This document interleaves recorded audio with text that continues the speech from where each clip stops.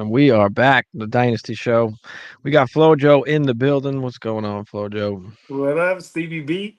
I just got a trade offer, by the way. I said send Debo. I haven't even been able to look now because we're having some technical difficulties, so we're on the phone. So I'm feeling like a live trade out in the abyss, bro, with wonders of what this dude sent me. Because I'm all in on Debo all of a sudden. Let's go. You and Debo. We talked about it. He was a buy at the current price point, which is like mid to late second. I'm okay with with taking that chance, but we've got a few different guys that we are going to talk about tonight. So we will get into some of these guys, talk about the dynasty value, if we're buying, if we're selling, see what's going on. Kev, what up, Kev? Always in the building. Appreciate you. But yeah, first guy I guess we can kind of get right into is what's happening right now, right? Quinshon Judkins, you know, is he going to get suspended? What's happening with that? So a lot of talk going around on that. A lot of talk about the backup running back also, right? Dylan Sampson, Jerome Ford, right? So there's a lot going on dynasty wise, value wise, opportunity wise. So, first off, I guess, what do you feel about Judkins and what he's got going on? I mean, bro, it's tough news, right? I mean, I personally don't have any shares in any of my dynasty leagues, but you hate this type of situation to happen. Obviously, man, you can't be putting hands on people if that's what he did, but apparently, there may be some evidence. So I think tentatively what I read, possibly a 5 game suspension, maybe more. Obviously kills this dude's, redraft value for sure. I wouldn't get caught slipping on anybody trying to send a bogus offer for Judkins in Dynasty. Um, but like in redraft, bro, this dude might be off people's draft boards 100. hmm Yeah, for sure. Redraft wise, for sure. I mean, dynasty wise, I have him in, I think like I have him in about two of my leagues. So, how are people really feeling? A lot of people are done with Judkins already, right? Is now that opportunity for you to go and buy Judkins, right? What is the cost? And mostly everybody paid a first round pick, right? At least whether that was mid or late first, early maybe depending on the type of league that you're in. But nobody's giving them up for necessarily cheap. I think you're at least still got to pay a first for him. Can you snag him for a second and a player? Um, and then, do you go after the backup now, right? Dylan Sampson, right? All of a sudden his draft stock is up. Jerome Ford, right? Now's an opportunity to even sell some of these guys. So I've got Jerome Ford and Dylan Sampson in a few leagues, and I've put them up on the trade block. So we'll see if anything kind of comes across. But now is that opportunity where you can try and make a move and try and take advantage of the situation. This is what we've been waiting for. We got nothing else going right now. Nobody else is scoring points. It's purely off of how people think, or more importantly, how people feel about the situation. Where you can try and take advantage of some people, because a lot of GMs, dynasty GMs, right now are still trying to fill their starting lineup, still trying to fill their bench. And you don't necessarily need to do that right now, but somebody who's willing to try and secure a backup or secure something that has an opportunity during the season, they may be willing to pay up for it. And, now is your chance to take advantage. I mean, I feel that like Jerome Ford's name came up a couple shows ago, and he's that dude that you never want to own, and then you look up and you're playing against this guy, and he's going on a 60-yard house call, and you're like, "Yo, man, Jerome Ford for real?" Um, I think he slides into the de facto one. I think Dylan Sampson has some nice upside, right? He was a nice player. Believe he came out of Tennessee, speedster. Dude fits the bill. Obviously, draft capital isn't Judkins. He ain't Judkins, obviously, either. Um, but the dude has opportunity now. If let's just say we call it a 5 game suspension for Judkins, like someone's got to do work in that offense. It's not offense any of us love anyway, and I think people were banking on Judkins because he felt like a nice piece, like the one shiny piece maybe to this offense that you could look forward to and get excited about. Um, but ultimately, man, it definitely hurts his value, but it creates opportunities to your point for Ford and Sampson, and I'm not surprised you got both of them up on the trade block right now, kind of trying to reel in some people and see if you can maximize on some at least Jerome Ford, man. He's pretty much trash. I like Ford. I like some of the opportunities, that Ford's he's the had, but perfect CVBRB, bro. That's why you like Ford. yeah, yeah. But long story short, on Judkins here, I would definitely buy for at least a second and a piece. I think now is really your opportunity. He was an early second round pick, like just outside the first round, so he does have the draft capital, and I do think they plan to use him, and they like him. So, I do like Judkins. I think now is a perfect buy opportunity for anybody that's feeling scared. This is Dynasty. We do not care about these situations. I don't want to say we don't care about the situation, but we don't care about suspensions in Dynasty. It is what it is. He's a young running back. He misses 6 games, whatever. Okay, that you can't rely on him for this season, but going forward, people are going to forget about it. It's going to be down the drain after a while, and he's going to be doing what he does on the football field, and that's what really matters in it. So it's an opportunity where the value goes down. There's a very good opportunity for that value to go up once he actually starts playing. And that might be after the suspension, but now is your chance to jump on it. So yes, I'm buying Judkins. What's the price though? I'd like to pay a second and something if I have a couple firsts. I don't really love spending the first. I really don't love spending the first. But if you I don't know, would I really spend a first on him? I don't think I would spend a first. It's gotta be a second and a piece. I really don't think I would send a first. If you've got a few firsts and you wanna take the chance, then yeah, but I don't even think that's worth it because I think you could maybe buy him during the season, or if there is news that he is suspended, that's also gonna kill the value. So do you have a better opportunity at that point even, to buy for cheaper? And I love selling Samson for a second. You already gained value. You probably drafted him in the 3rd, maybe even 4th round, and now you just got a second round pick for him. So I do love that move, Kev. Do you believe in the talent and the player of Judkins, and is he a top 12 to 15, dynasty RB um, now? And then if he does take that hit in value, obviously a better buying opportunity. But let's just say Dylan Sampson's the real deal, bro. Like, what if he runs away with his backfield? Is Judkins the type of player to run somebody off an NFL field based off of his talent and what we've seen from him in college? Do think so, and I like Samson. Samson was good. I think he had a better season than even Jalen Wright, his season before coming out. So I do like Samson, but I don't think he's a Judkins. I don't know if he can necessarily handle a 3-down type workload. Judkins can, and we've seen that from freshman year in college with Judkins. So I do like Judkins. I do like the talent. I will bet on that as far as that's concerned. So I do like it. Like I said, I don't really want to pay a first, especially right now, but I'm good with a second and a piece or something equivalent to that, to go and get a Judkins. So I'm definitely would be looking to buy as of right now, and I'd be looking to sell Ford and sell Samson, just like Kevin did there, and just gain in value. Bet. Guess a lot of people holding Judkins. Yeah, I mean, I think they really do like him, so we'll see what happens with this situation, but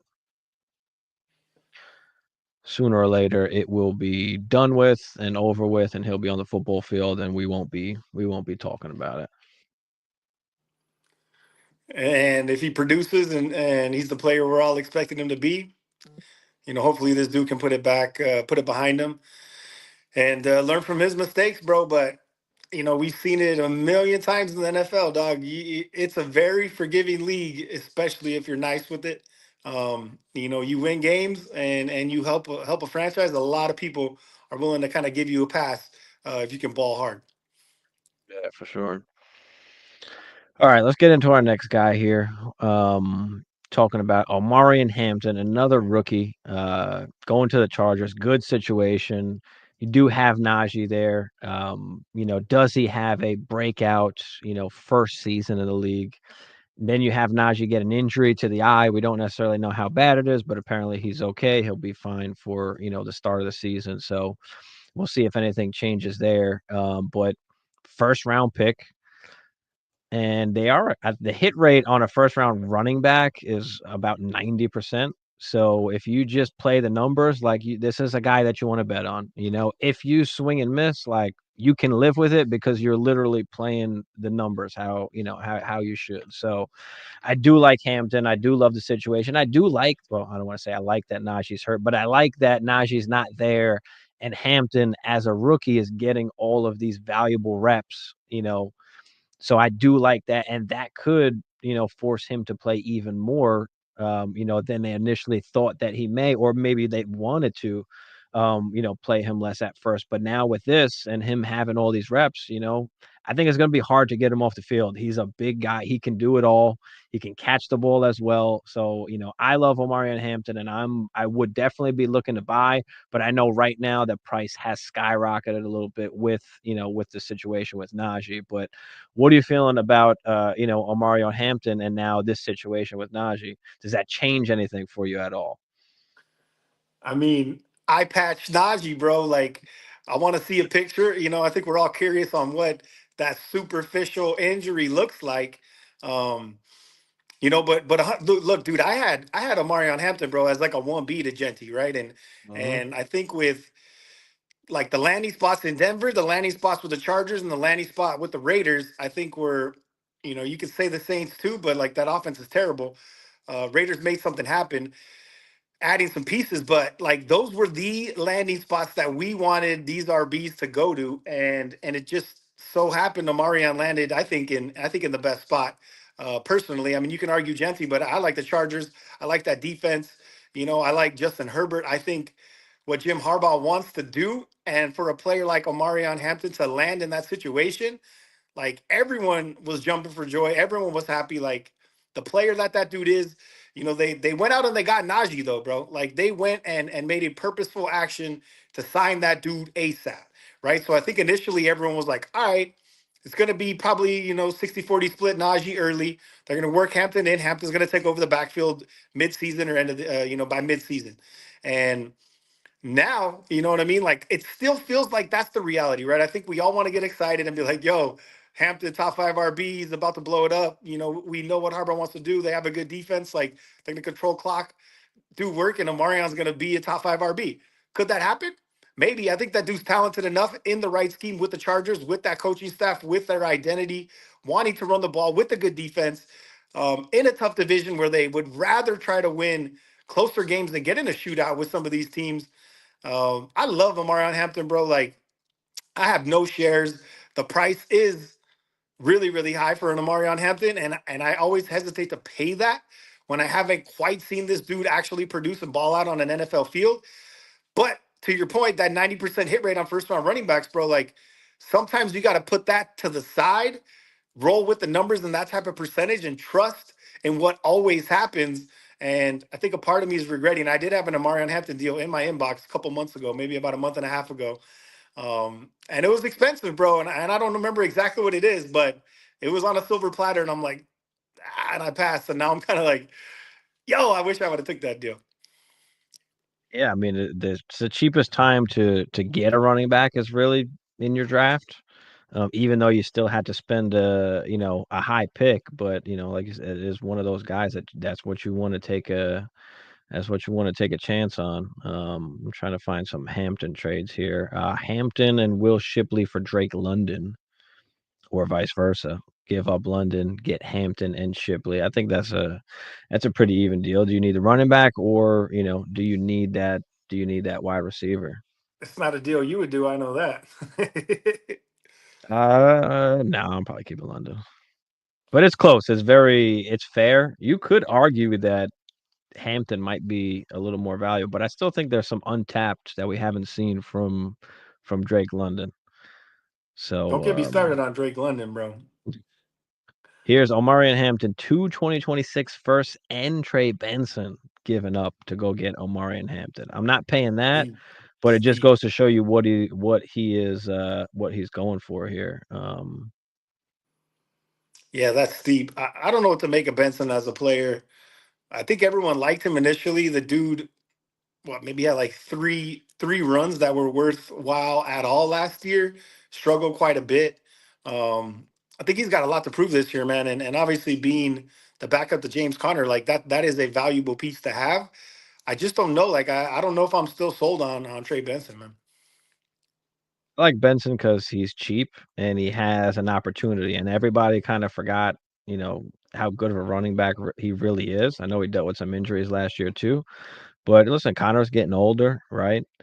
He's dealt with injuries in the past for some, I think he missed only one game last year, if I'm not mistaken. But, Father Time is going to catch up. Coaching staff said they are giving him, some more opportunities this year as well. So I like the opportunity. He's one of those guys that can be a league winner. Like imagine James Conner goes down, like you got Trey Benson that didn't draft anybody. They still have Demercado, and who else I got? I think Michael Carter, as well. But Trey Benson is like the running back of them. The other guys I like more as like pass catchers, but I like Benson and I like the price, for what Benson is right now. I mean, you can get him for he's probably about a midish to late second. Um, I wouldn't pay more than that, but he's worth about a second-ish round pick. I'm keeping my second.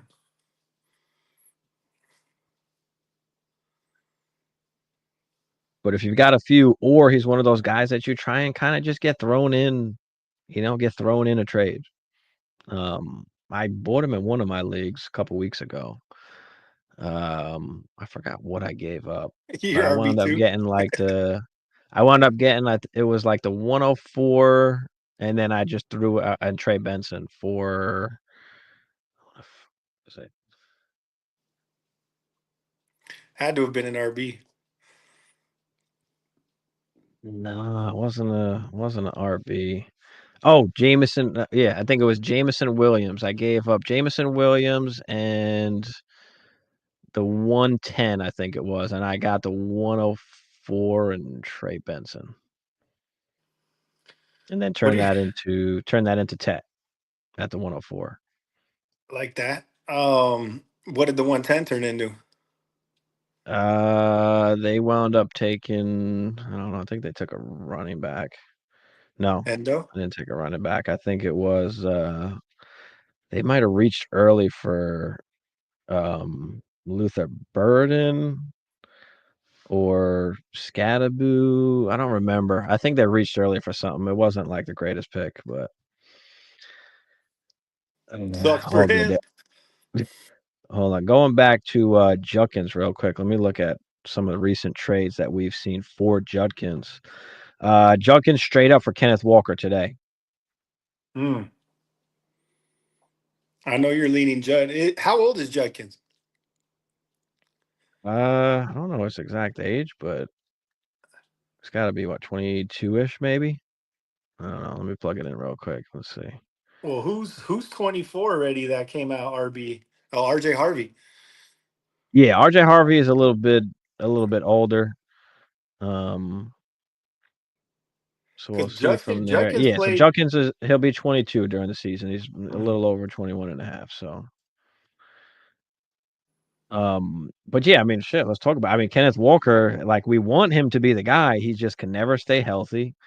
Charbonnet's pretty good, as well. So, do you believe in Kenneth Walker this season? I mean, we still have yet to see a top 12 season. But he was balling last year and getting the rock before he got hurt. So are we still believing in Kenneth Walker, or do you take the re-roll on a guy with great draft capital like Quinshon Judkins, even though he's got obviously an issue right now? I mean, I'm one of the OG Kenneth Walker truthers, bro. Like, I just, we talk about, and we got into the whole thing with Jameer Gibbs. And speaking of that, man, I don't think I ever made that video, and that was one of the main videos I wanted to make. Was when someone said Trevion Henderson reminds him of Jameer Gibbs, and I want to slap the shit out of him. And you said no, I want I want to try to trade him or something, right? That was a good one. But no, man, Kenneth Walker, like, dude, his tape, dude's so explosive, man. His metrics are always there. He's still, forced missed tackles. He's got to be top five every single year he's played in the league, right? His line was trash last year. Obviously, the dude is the blue tent American Red Cross, right? Like he is always hurt, and that is so sad because for a player of his caliber and talent, you want him to put it together. But I think you have a point of like we haven't seen it, and are we going to continue to have that faith and hope that it's like this dude is so good, bro? If he can just stay on the field, he's going to blow and he's going to be top 5, 7. Um, but we haven't seen it yet. Me personally, I'm a little jaded because I love K Dub, and I'm one of those delusional people that think that he could put it together. This year in particular, I don't have any more shares in Dynasty though, so I am a little bit hurt. I'm a little bit hurt with that, but I think I would probably lean the Cade upside, just like I said, just because of how I felt about him as a player and what he's consistently put on tape when he is healthy. But I did think of a cool meme that I want to make. It's the Spider-Man, when the two Spider-Mans are pointing at each other. And one of them is Kenneth Walker and the other one is T. Higgins.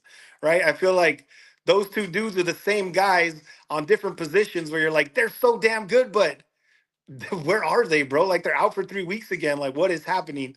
Um, but yeah, that's my rant for my boy Kato, man. I'm gonna hold it down until I can't, man. But this feels like I feel like we're getting to the end of where it's like I got no more hope, man. You hold him, and hopefully he's healthy for you.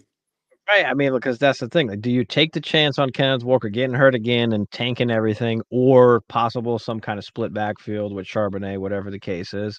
Or do you like, is Judkins more liquid as in, like, well, okay, we don't expect him to have a great season right now, and he might even get suspended right now, but, after season 1, he's still gonna have at least, that value, right? That perceived value of like, "Okay, this is the year this year." Now next year happens and they don't draft a running back, everybody's gonna be right up on Judkins. So, it's tough, and Kevin says here, KW if I was a contender, otherwise, if I'm contending, I'm keeping KW.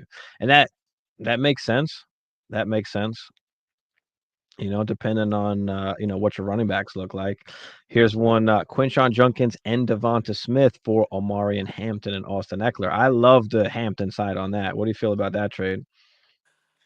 I mean, look, bro. Like I said, I thought Amarian Hampton was a legit 1B to Genty, right? When you compare them as players, I know Genty had one of the best college seasons ever, maybe the best ever. I'm not sure.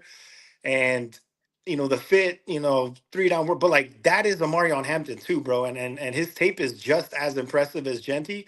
Maybe not as many, breakaway runs, but to your point, like he's a big dude like Genty. He can handle the workload. He can catch the rock. He can house call. Like Omarion Hampton is him. Going back to Judkins though, bro, it's like if Judkins landed on the Broncos, I might feel a little bit different, right? I think him aligning with the Cleveland Browns and that franchise just being like, dude, what are we doing? Are we gonna win 3 games? You gotta imagine that defense is gonna play it tough for as long as they can. But where is this dude's value if you're constantly chasing 10, 14, 17 points every single game? Like, how is this dude gonna actually make a difference, even if he is a good player, because he's on that terrible team, man? So I think that's what's holding me back a little bit from wanting to either be in on Judkins or want Judkins or a piece of Judkins on any of my teams. It's just the Browns, men are going to be so bad, and I can't see an offense utilizing any player, for that matter, that's a running back when you're constantly chasing, double digit point deficits. Yeah, that's the downside of it, like you talked about, just a bad offense. Because I feel like at least I feel like they want him to be kind of that Nick Chubbish, like we're gonna hand this guy the rock.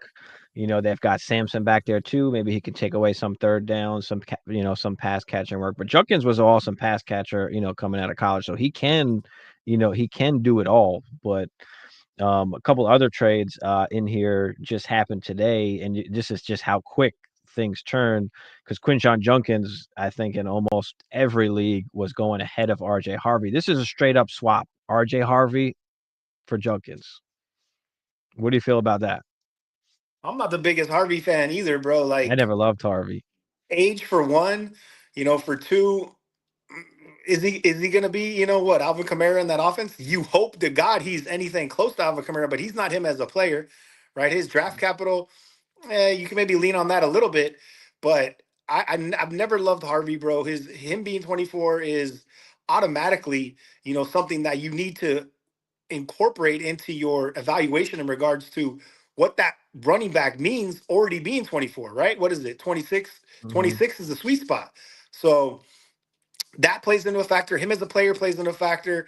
You want to fall in love with the Sean Payton offense. You want to fall in love with this dude, gassing all his guys up, bro. Everyone looks great. Everyone's a perfect fit. Everyone's gonna like, nah, man. Not everyone is that player. And I'm bigger on J.K. Dobbins, bro. Like I reached for Dobbins. We just had that Scott Fishbowl league, and this is super RB weighted heavy. Like Bucky and Josh Jacobs are projected like 36 points week one, right? So it's like a heavy value RB league. And I was like, yo, I think Dobbins is going to get a lot of work. And where he's going in redraft right now, like I'm 100% Mhm. targeting J.K. Dobbins over R.J. Harvey, especially where they're going in redraft. But to your point, man, I'm not too big of a R.J. Harvey fan. So I don't even know. I don't like that. I just don't know where I'm at with those two players in particular, bro. Like I'm not actively looking to buy, but I think you did make a good point when you mentioned K Dub over, excuse me, Judkins over K Dub because for that liquid value, right? What does that asset actually mean to other people? And I think that's now when you're working that Stevie B magic, bro. When you're doing the deal and you're really, really trying to understand, like I think I can move Judkins for more than K Dub, so I'm gonna take that deal even if I don't like Judkins as a player, because now that asset in itself holds more value than a Kenneth Walker 1v1.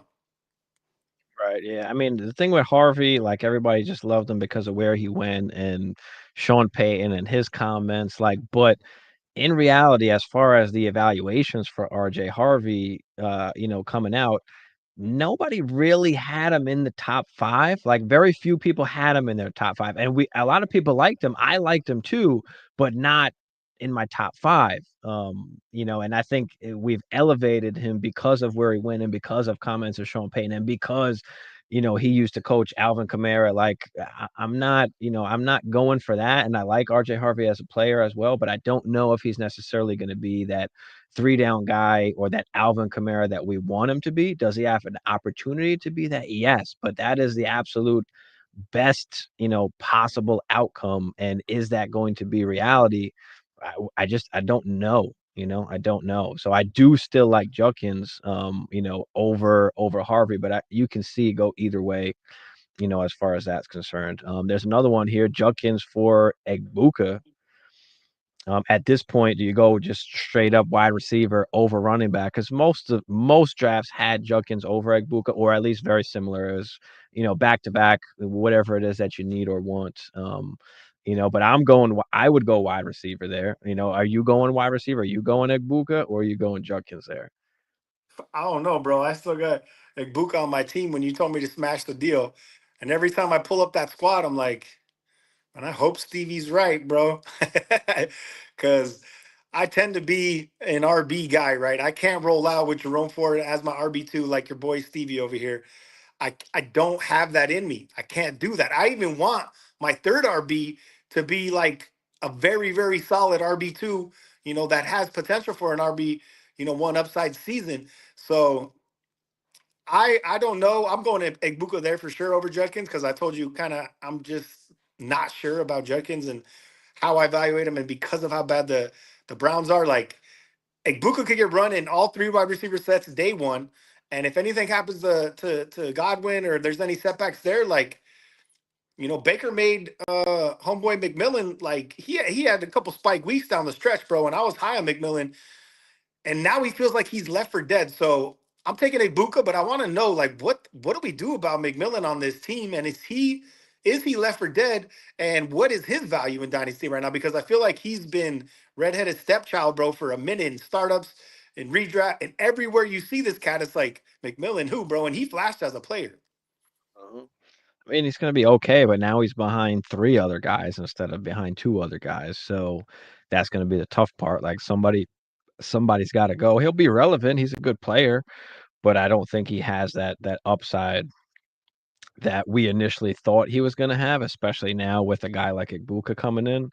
So, he's okay, but it's too late. There was a huge opportunity to get rid of McMillan before the draft, and you could have maximized that value because everybody thought, okay, he's the next, young guy coming up there. But I mean, I like McMillan, but I never thought he'd be capable of like wide receiver one, production really, or even necessarily high end wide receiver two production. Like wide receiver two, mid wide receiver two would be like his peak at least. As how I evaluated him, but now he's got there's nothing. There's no dynasty value. Is there an opportunity to pick him up for cheap or get him as a throw in a trade? Yeah. And I'm okay with taking that chance if he's basically, for free. But we talk about maximizing value, selling at the right times. There was an opportunity where you could have did that last season, end of last season, after the season, before the draft, where you could have took advantage of that value. He had a ton of touchdowns, and it's hard to sustain that.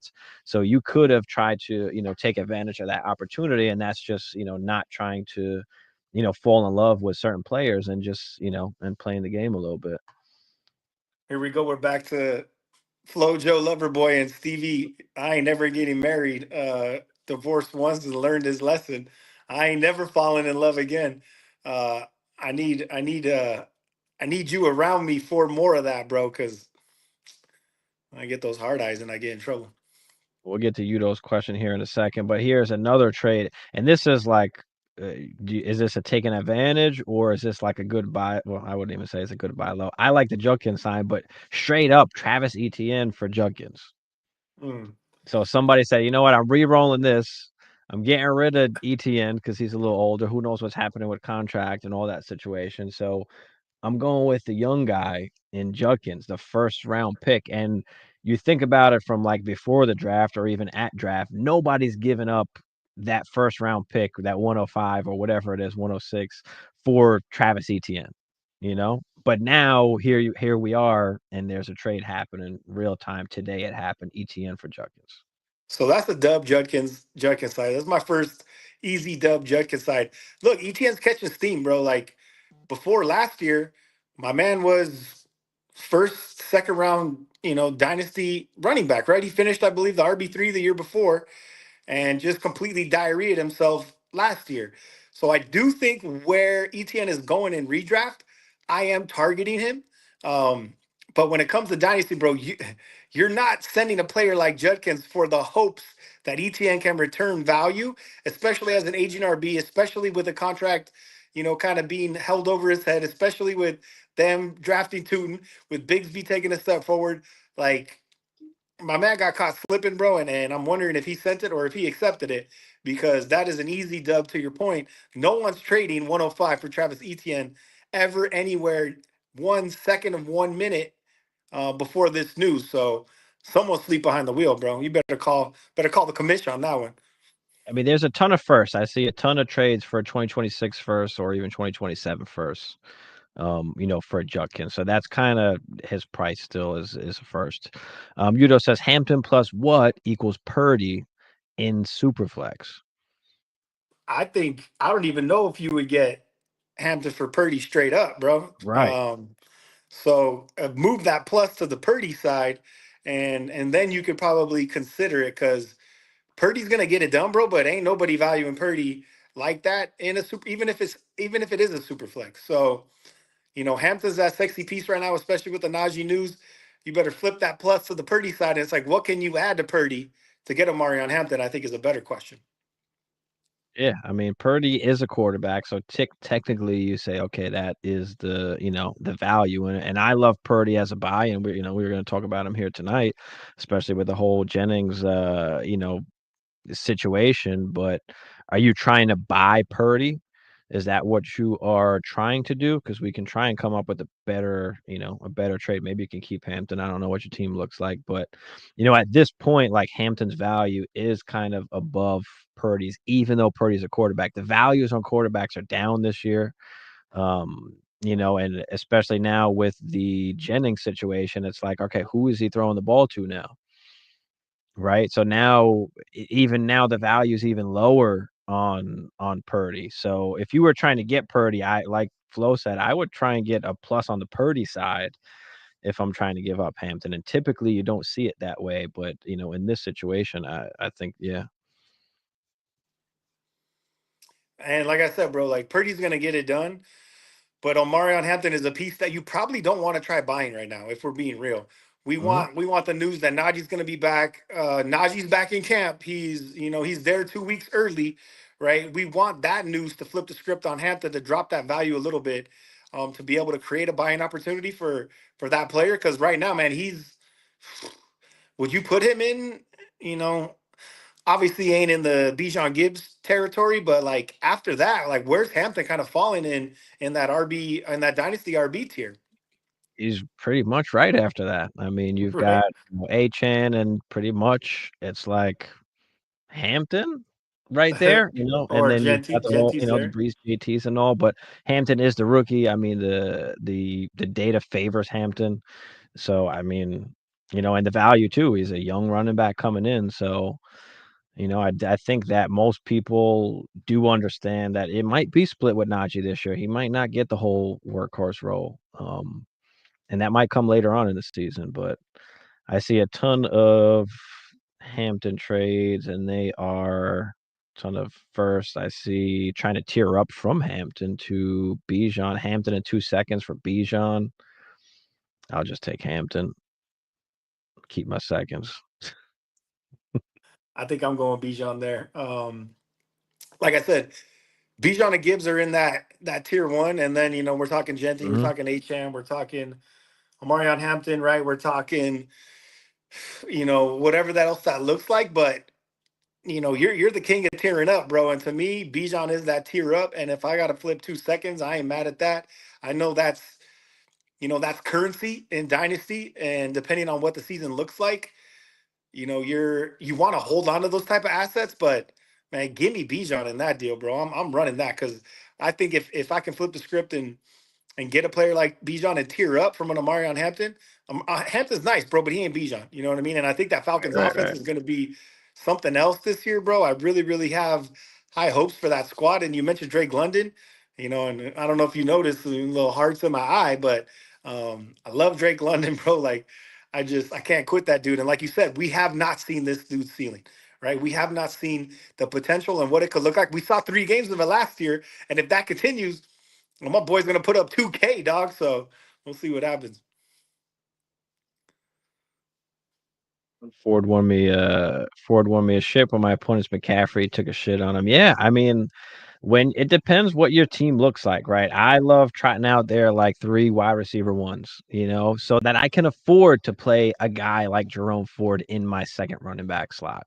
It's not just I'm just playing shitty running backs. No, I'm making sure the rest of my team is, elite so that I can do that, so that I can play the game with the running back, so that I can roster, 15 running backs on my bench and just say, well, one of these guys is going to play, during the season, at least one game here, one game there. And you can kind of, you can plug and play a couple different guys. But I mean, I'm the Jerome Ford, Tony Pollard. I have all the backup running backs on my bench. So I've got one league I won last year with Josh Allen, CeeDee Lamb, Amon-Ra St. Brown, AJ Brown, Trey McBride. Right. I got Josh Allen out there with Stafford and Sam Darnold. And my running backs, I was playing Chuba Hubbard, and Chase Brown were like my main running backs, but I got those guys from nothing, right? When they cost absolutely nothing. When Chuba was a third round pickup, right? When Chase Brown was a third round, fourth round rookie pick, right? That's when I got those guys, and I just held them, and then they wound up turning into something. But I got Tracy on the bench. I've got Garendo on the bench, so I got games out of Garendo, last year. Jordan Mason, right? I got a ton of games out of him last year. So you can plug and play, some of these guys depending on how you like to, structure your team, your roster construction. So, I don't just like to play shitty running backs, but the rest of my squad is solid. Big Diaz energy. I think I played against you in that shit, and I remember Jerome. I think it was probably like the last 3 minutes of a game too, and you just like, yo, is that Oh my God, bro. Jerome Ford ended my season. Like, there's nothing worse than losing a game, bro, to a player like Jerome Ford. Like that that'll burn you deep, bro. And that's some of the pain that only fantasy players understand is when they see a trash player like Jerome Ford end your season on a garbage time touchdown in the last 3 minutes of a game that means nothing, bro. The Browns are down probably 24 points and you're just like, yo, for real, Jerome Ford, like I am never gonna forget your name or this play till the day I die, bro.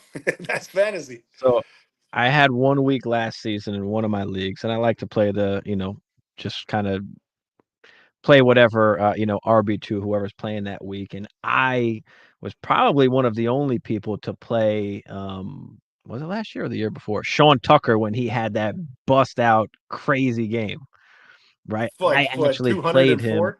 I Yeah. actually played him and won the week because Sean Tucker went off, and that's just because that's how I just play my, who's playing, who's gonna get opportunities this week, and just kinda throw them in there.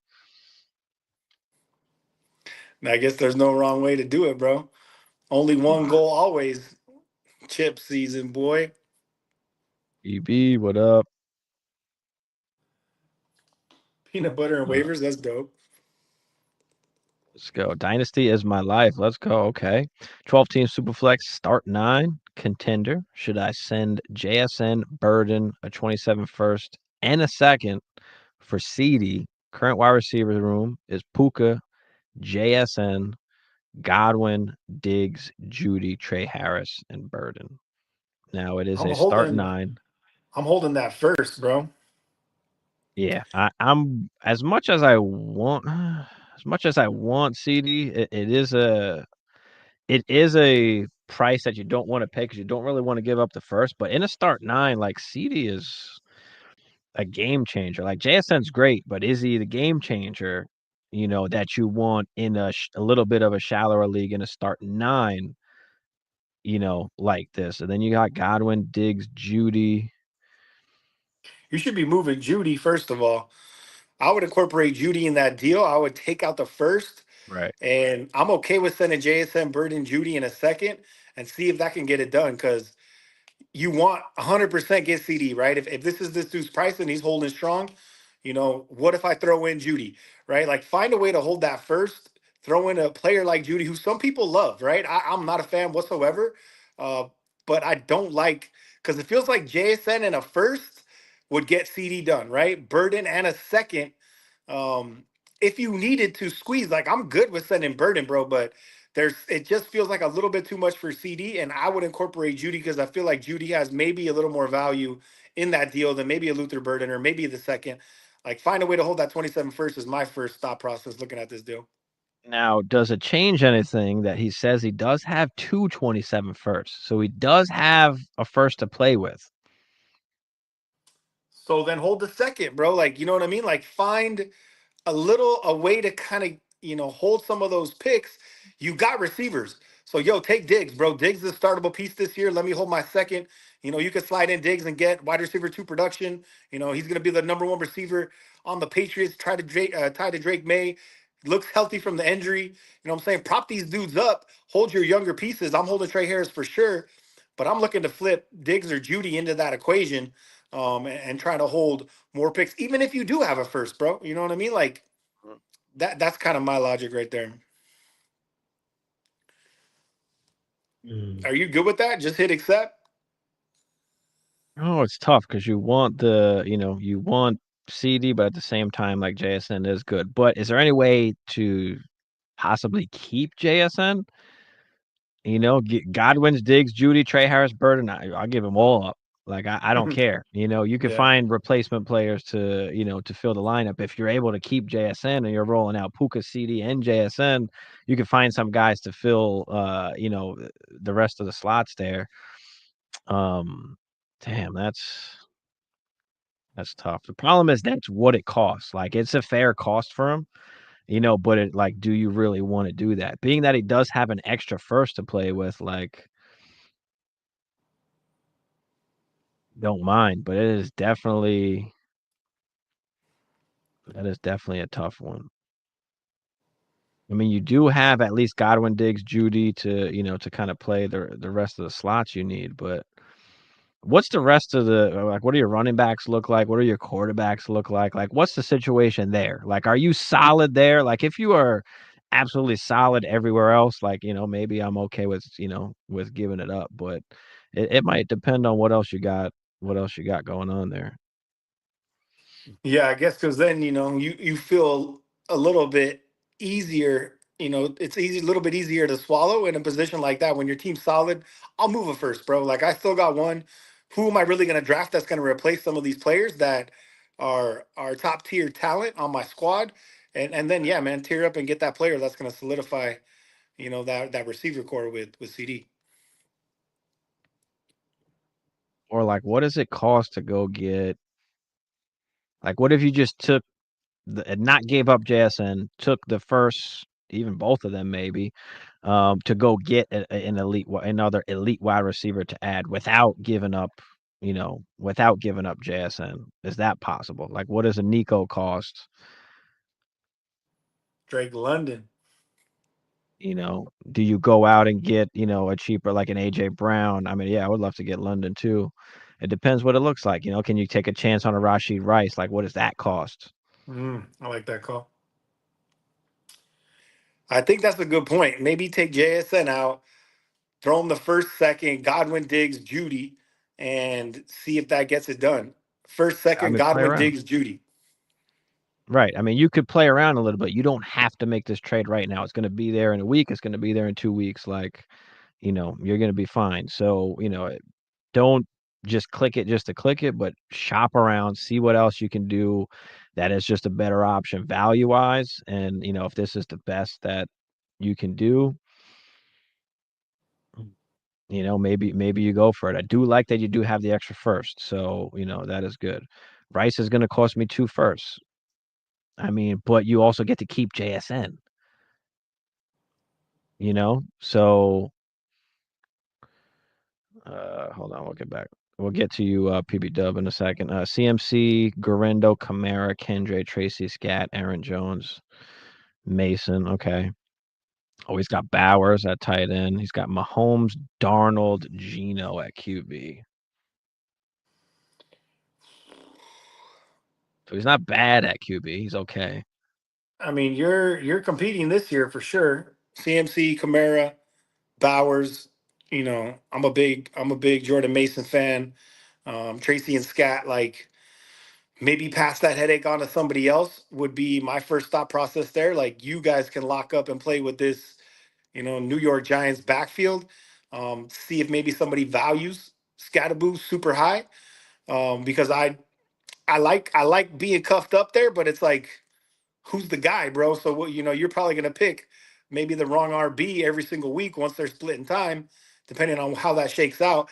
I would rather get rid of that headache for sure, hold JSN, um, and see what you can do there. But so two first ain't getting CD. Nah, I don't think so. Huh? Shit. Well, he said it could possibly get him Rice, or does the equivalent of two first get you Rice? Does one of those first, does one first and Godwin Diggs? Maybe they like rookies, Trey Harris, Burden, whatever, whatever it is. See what they like. That GM better than we do. But is there something else you could do instead of just straight up giving two first? Can it be a first and a couple pieces? But I'm Because good in the with the start all in nine, push, bro. I'm some good of with these the all guys are in going to push. be replaceable. So yeah, I would just explore. I would just explore a little bit. Kevin said, question from the Discord. With training camps opening soon, does anyone have any pre-camp or camp strategies, positions you like to buy, sell, increase value? Obviously, the main one is to not overreact in either direction to news. No, and we just talked about an example today, and you actually, I think you were the one that had brought it up. You were able to sell Dylan Sampson for a second, right? So, that's exactly what we're trying to do is with the news, we're not trying to get too high or too low about it, but we're trying to take advantage of any type of spike in value or decrease in value that we may like in certain players, right? I mean, we just talked about Brock Purdy a little bit earlier, right? Now with Jennings in question, right, is now an opportunity to buy Brock Purdy for even lower because of the uncertainty at wide receiver, does that now, open up that opportunity to buy? So, that's exactly what we are trying to do. Any kind of plus you can get, that nets you, any advanced value, right? The third that you bought Samson for, or drafted Samson for, now turned into a second. So anything like that is really what we are trying to do. I'm not trying to get too high or too low on any kind of reaction to anything, but you kind of just go with the flow and take advantage of other people having conviction of certain players. We're the perfect yin and yang, bro. Because I'm the camp hype beast. You know what I'm saying? So you catch me slipping on a clean ass highlight for a player that I already, I'm feeling something about. You slide into my DMs, bro. I might be willing to overpay, because I get a little too excited. But ultimately, man, the place to be, you said it, Kev, is right in the middle, right? Don't get too high, don't get too low. But I think Stevie's on one side, but I'm also on the other side of something about having conviction in a player when you play this fantasy football game, right? Where it's like I see something, you know, offense looks good, you know, guaranteed touches per game looks good, right? All the surrounding pieces fit, scheme, all the above. Like it looks like a beautiful, piece of pie, right? And you're just like, yo, this can't go wrong. And sometimes when you kind of lean into that part and you have that feeling and you have that conviction on a player, bro, like run that too. You know what I'm saying? Like I'm a firm believer of if that's how you feel and pieces support your idea, right? You're not just coming out of left field with like, you know what I'm saying? Like RJ Harvey's gonna be Alvin Kamara. You know what I'm saying? Because Sean Payton said so, right? Have supporting pieces that actually fit, what you're feeling about a player, man, and also run that side of it too, dude. So I think it's always the combination. It's better to stay, even keel. Um, but if you're like, yo, man, I like this player, and then camp pipe starts and you see him popping off, and it's like, yo, he's gonna get 70% of the touches like an Amari on Hampton, like told you so, bro. And if that's the case, you're too late. So it's all timing, man, and it's all perceived value, and it's all how you position players to the other GM as well, right? Trades Mhm. and dynasty, bro, is all about that back and forth with that GM and not taking things personal and finding opportunities to pivot to a player that you like when then maybe you're stuck on a deal somewhere else, right? There's just so many nuances when it comes to negotiating deals. Like I made a few posts back in the day is the art of the trade, bro. And like there really is something special um, about understanding the GM and being able to kind of work a deal um, through a tough GM that doesn't kind of give you what you're looking for, who might be like, oh my God, that's an F. Like I had a dude today, like I sent him some deal and he's like, that's an F minus, bro. And I was like, I'm happy to be a service, bro. You know what I mean? Like, let's get this party started, right? I started off low and now I'm building, but I have his attention, bro. I have his availability, and I'm gonna find a way to get to a player that I like and potentially get a deal done even after a comment like that. So it's a dance, bro, and it's a good practice for sure. Yeah, I mean, I want the elite players, right? If you're not an elite player, that production is replaceable. You want to go out and get, Devonta Smith. Nope, I'll take the cheaper option. Give me Jacoby Myers, right? I'm gonna get the points. I want the elite players to build around, and then I'm gonna build a team around that. You're gonna fill some veterans around that, some older guys, maybe some younger guys too. But, I like to build around the elite players, and I'm going to gain as many assets as I can to buy the elite and then fill in the rest. That's why I'm able to play a Jerome Ford and the RB2 slot, right?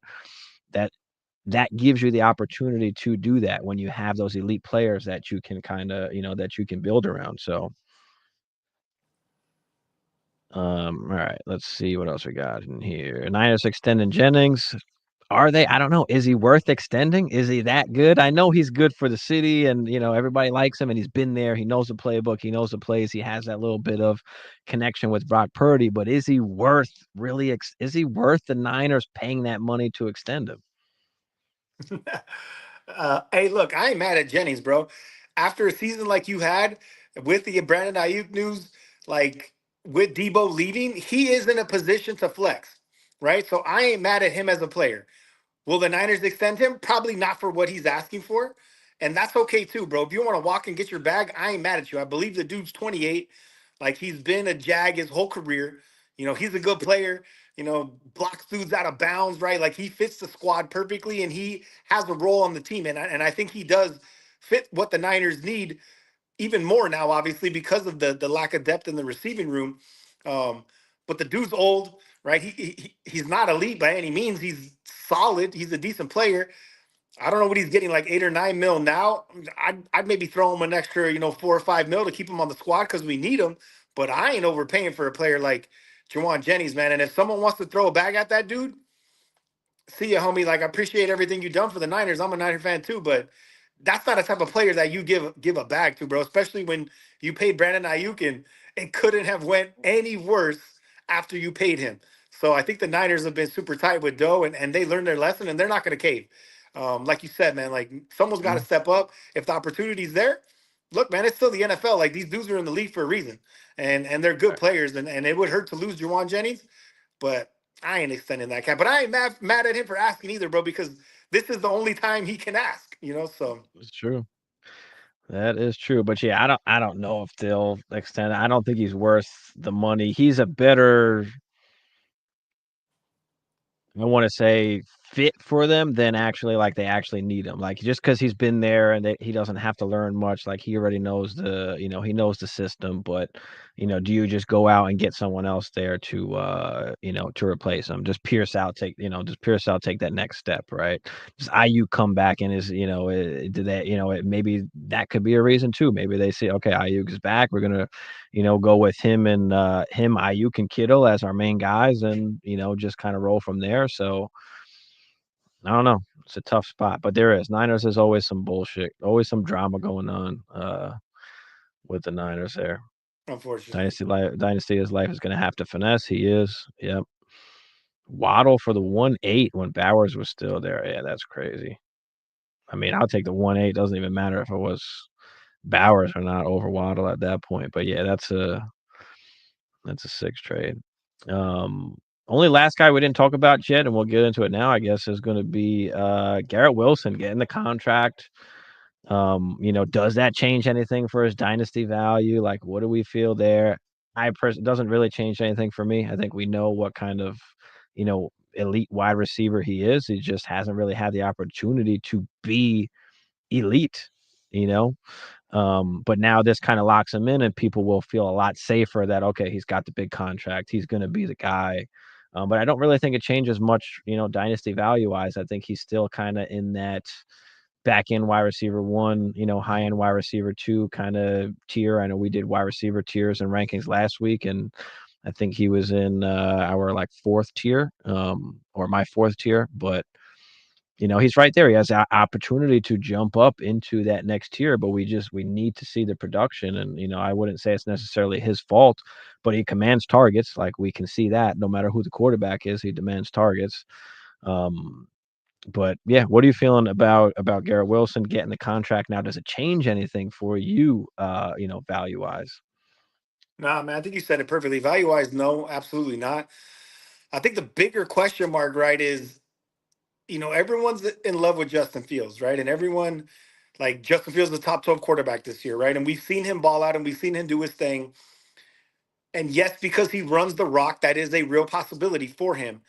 But him as a passer, what we've seen for, how he's reading defenses, bro, like how he, you know, incorporates, protection for the front line. He hasn't progressed as a player in that aspect, right? As a quarterback in the NFL, you need to be able to do all these things. That's why these dudes are successful. Is he an elite athlete? Yes. Right? Can he probably run by everyone on the field? Yes. But we are expecting this man to take Garrett Wilson to that next level, right? And we want to say, oh, they had a sick connection in college. And Justin Fields threw the ball well in college too, bro. He is not his arm talent isn't lacking. It's his decision making, it's his timing, it's how he reads defenses, right? That kind of puts him 1 or 2 steps behind, that isn't allowing him to take that step forward as a quarterback, to grow and to mature into this position and be the player that everyone's expecting him to be, right? So I think that is the number one thing that it's really, really tough to gauge is what is that connection really going to look like? And is Justin Fields going to be the player Garrett Wilson needs to unlock that potential to kind of get into that wide receiver one tier comfortably and safely because talent wise, I think he should be there. Um, but that is a giant question mark this year. And I don't know exactly where I am because I've fallen in love with Justin Fields on the Bears and I had him on multiple teams. And there are times where he won you weeks. But if we're analyzing him as a player and what he's shown in regards to progressing as a quarterback in the NFL, it's not there, bro. So I don't know how it's going to shake out. Justin Fields by himself as a quarterback and where he will land this year, like the outcomes are pretty big in my opinion. But with that rushing floor, it keeps him feeling a little bit safe. I do worry a little bit that we're kind of jumping the gun in regards to what Garrett Wilson and his connection is going to look like, as well as Garrett Wilson's value. More, I guess, in redraft and dynasty because dynasty value doesn't change. Contract, Garrett Wilson is who he is.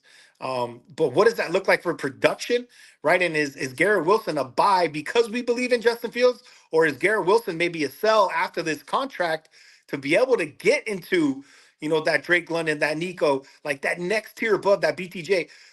Can we flip that script and use the Stevie recipe to tier up from a Garrett Wilson after he got paid?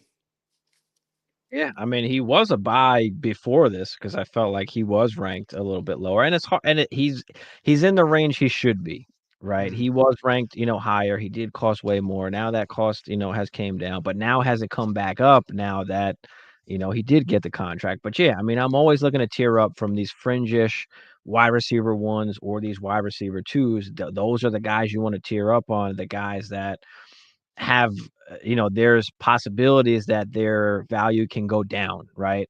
The previous seasons it was George Pickens and Christian Watson. I was trying to get everybody to trade up, use those guys to trade up because the value is there and you're betting on a great season from them, and if they don't have the great season, the value tanks, and the value tanked, and that was just an opportunity for you to trade them. Now, I do think Garrett Wilson is a way better athlete and player, than those guys. But besides that, it's just about that opportunity to go and tier up. Can you get the Justin Jefferson? Can you get, I mean, Jamar Chase is almost impossible to get right now. But can you get the CD Lamb, the Puka, right? Can you get up into that, that higher echelon tier, using Garrett Wilson? And I think, you definitely can at this point.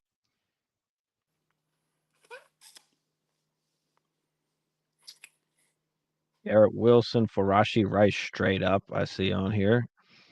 Hmm. That's close. It's close. It makes you think a little bit. It does. I don't even know who to pick. Well, I think Rashid's going to get suspended next year, bro. I do believe he's not going to walk away clean from that whole freeway extravaganza. So I think something does come down eventually for Rasheed Rice. But like the dude, I feel like he's hit another level in regards to value and hype and everyone, and I'm on board as well. Less in dynasty, more in redraft, and where he should be taken this year because I do believe he has that opportunity to finish in the top 10, bro. I think that's a real outcome for Rasheed Rice this year. But in regards to dynasty, bro, like it's that hesitation with Justin Fields, bro. I don't know what that looks like. I trust Mahomes way more than I trust Justin Fields to get my man the rock. And I just don't know exactly what it's going to look like. So Rashid is how old? Rashid is what, 25, 26? Uh, but he's still decently young. Somebody I have to check. And then G Dub is what, 25 probably?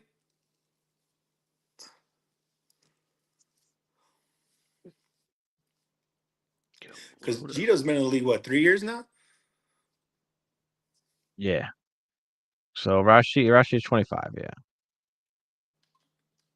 So they're the same age. I mean, with the suspension looming, I still might lean Rashid, bro, because I don't know, maybe flip Rashid at the end of the year. Maybe someone doesn't even know about the potential suspension and talk about tearing up after my man finishes the top 10 receiver, man. That might be the flip script right there. Oh, here's one. Garrett Wilson and JMO for CD Lamb. Feels fair actually. Hmm. Never be on the side of a 2-for-1 when you're tearing down, bro.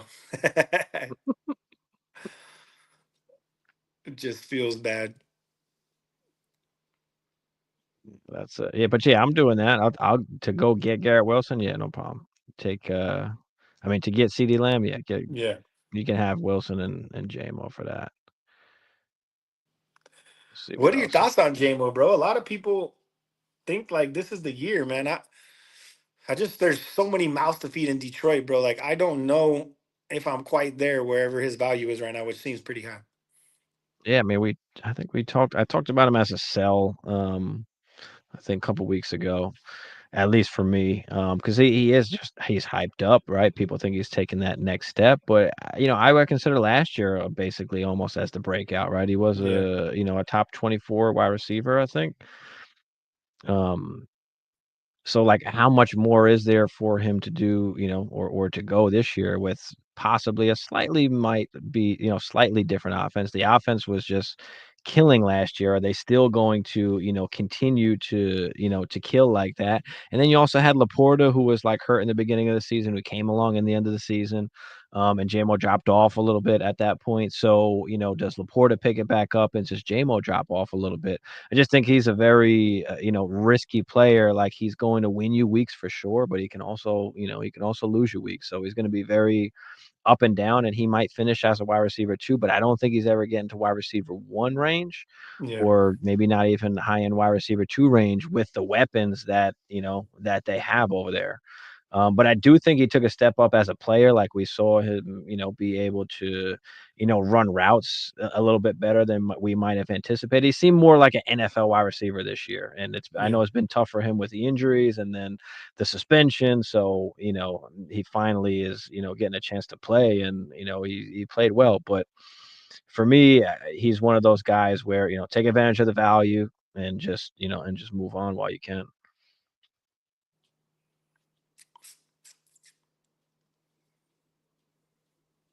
Addison and Sampson or GW? Oh, GW, easy. She do. That's a tier up that you want to make. Taking advantage of the Samson value to go get GW, right? Addison's always going to be, capped with, not only JJ there, but you got Hawkinson there too, right? Hawkinson commands some targets also. And I like Addison, but he's another one that is heavily dependent on touchdowns. And is that going to continue? Now, they do have the same kind of offense. They are going to throw it a ton, so it's very possible. But I think this is one of those where I'll take G Dub. JMO or Addison? Mm, that's tough. They're pretty much right around the same. You can go either way. Give me a plus on either side, and I'll take the plus side. But Addison's been more consistent, I want to say, and JMO is a little more, up and down because you're looking for, with JMO, it's that big play. Right, and Addison has had big plays as well, but JMO is definitely like hit or miss, big play or nothing. All right, any last questions? Throw them out there before we hop off here. Appreciate everybody coming out to the show. Appreciate everybody in the chat. Throw the like up there. Subscribe if you're new. Um, Next week, I thought maybe we can talk about some as we're getting closer to the season here and training camp stuff. Actually, I wanted to go back to Kevin's question real quick about the pre-camp and camp and all that stuff.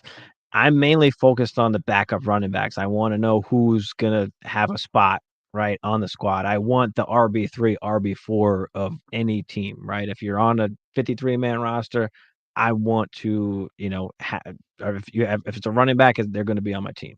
That's what I'm filling my bench with, right? Because you're waiting for those injuries to happen. You're waiting for those opportunities to come where you can not only play them for a week and possibly win a week, but you can use that opportunity to also trade them when that happens as well. So that's mainly what we're looking for there. But yeah, maybe we'll talk about some backup running backs that we want or some handcuffs, that we want, and we'll talk about that next week. But you got anything else, Flojo, before we hop out of here?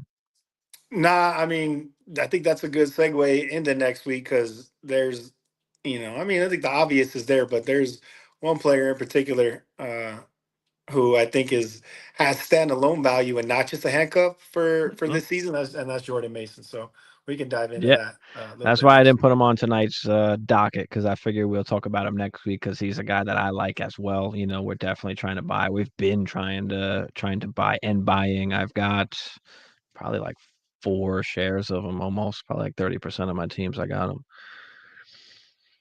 He's a So stud. yeah, we'll talk about that next week. But yeah, appreciate everybody for coming out. We'll see y'all next week. Hit the like, smash the subscribe if you're new, and see y'all next week. Peace.